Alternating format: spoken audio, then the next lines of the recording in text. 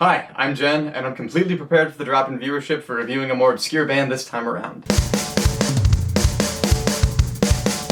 Sumac, not to be confused with Sumac. I probably pronounced that wrong, but if they wanted me to get it right, they should have released the platform the last 5 times they promised it. Sumac is a supergroup of sorts, or at least it should be considered one. Nicky Akishin from Baptist on the drums, Ryan Cook from Botch, Russian Circles, and These Arms Are Snakes is the bassist, and fronted by Aaron Turner, the most prolific and easily the most well-known of the three. You know him from founding Hydra Head Records. You know him from Old Man Gloom. And above all else, you know him for being the brains behind a legendary sludge band that I cannot say the name of. Otherwise, YouTube's automatic content detection system will flag this video. I don't want to risk it. I'm only 2 videos in, losing my channel now would be pathetic. Here's a picture of one of their records. You know who I'm talking about. Now, it's said that seeing a band in a live setting can open your eyes to aspects of the music that weren't there before for you. But for me, with Sumac, I think the opposite effect is true. Maybe it's because I had already driven 6 hours that day, and I was waiting for Converge to come on, but I wasn't impressed. Unfortunately, that soured my impression of them. And it took a good long while before I got around to any of their studio output. I ended up finding a video of that performance later on, and I'm kicking myself for not enjoying it at the time. It fucking shreds. Plus, I got to relive this moment. If you don't want to be here, fuck off. And if you do, just don't touch your phone for the next 20 minutes. Thank you. I'm not super enthusiastic about their initial career trajectory, especially on their debut, The Deal. Truthfully, I think it can be kind of tedious. But after a crucial meeting of the minds with legendary noise improv musician Keiji Haino, things kick up about a dozen notches. Aaron has said that he was always really fascinated by improvised music, but was too afraid to comfortably take the plunge himself. Working with Haino was just the inspirational ass-kicking he needed to transcend the constraints of music as a solely written form of art. Starting with American Dollar Bill, the first of 2 collaborative and completely unrehearsed projects with Keiji Haino, my interest in the band jumps exponentially. They were somewhere around here, and now they're like way out of frame. Their first excursion without training wheels, 2018's Love and Shadow, sees the band starting to settle into their own sound. Previously, they relied a lot more on tropes of the genre, which isn't inherently a bad thing, but for me it became kind of tiring. It tended to come across as a little uninspired at times, and didn't feel super unique. Now, take your favorite post-metal group, amplify the talent and experience of everybody involved, and then throw in free improv sections. That's Sumac. This identity has been both solidified and magnified on their latest offering, May You Be Held. Fear not, skeptical consumer. It's understandable that moving in a more experimental direction might sound alienating. There's definitely a perceived risk of becoming, and I'm gonna use the word,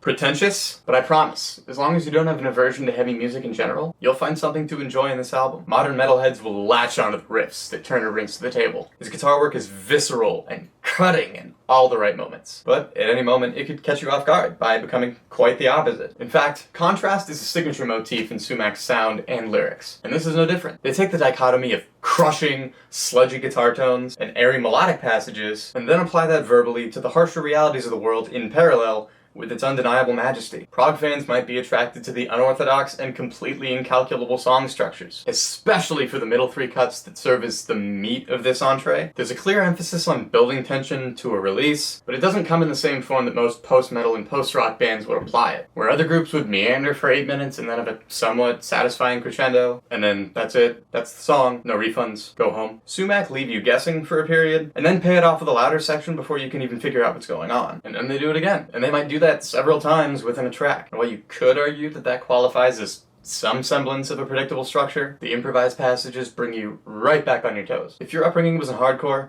you'll find the most comfort in Nicky Akishin's drumming. I consider him to be one of the best around right now. I'll be forthright with my bias. I do tend to prefer hardcore drummers over metal drummers most of the time. I just think the skill and the style necessary to carry such rhythmic intricacies tends to make for a more engaging performance. Sometimes I can only handle so many blast beats and in a row before I kind of demand more variety. Yakishin's roots and core music shine through clearly on this record. What a monster of a drummer, Jesus Christ. Not only on a technical level, but also just how much fun it sounds like he's having behind the kit. And to top it all off, the way that Kurt Ballew's production complements this is flawless. To anybody who says Kurt's style is kind of one note, I'm inclined to agree. But when it works, it works. And honestly, I'd let Nicky Akishin actually crush my bones if Kurt Ballou was there to produce the whole performance. Chemistry between the band members is just as palpable as it is controlled. This listening experience isn't unlike seeing them live, and at some points I can envision them making sly looks at each other on stage, signaling a direction for the song to move in next. These guys are unmistakably veterans at what they do, but the good kind, not the ones that kill for oil. May You Be Held isn't just an exciting new release for musical thrill seekers. It's the thesis statement of a band that's experimented with some new techniques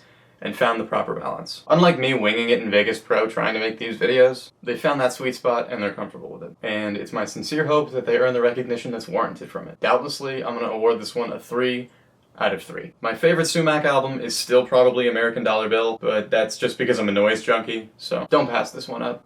So what about you? Am I speaking the truth? Did I miss the mark completely? Leave a comment here. Please do, it helps my video in the algorithm. Or scream at me on any of these social media platforms. I hit 50 subscribers in less than 2 days somehow, so I just wanted to say that I'm really, really grateful for that. I sincerely can't express how much it means to me that anybody cares, even a little bit, what I'm doing. I think once I cross 100, I'm gonna do a giveaway of sorts, just as a celebration. So keep checking back for that. Follow my socials because I'll announce it there too. Lastly, I want to shout out my friend Colin for helping me shoot this video. I'm gonna link his page in the description, and that's his tag. Until next time, I'm Jen, and this is Listening Decay.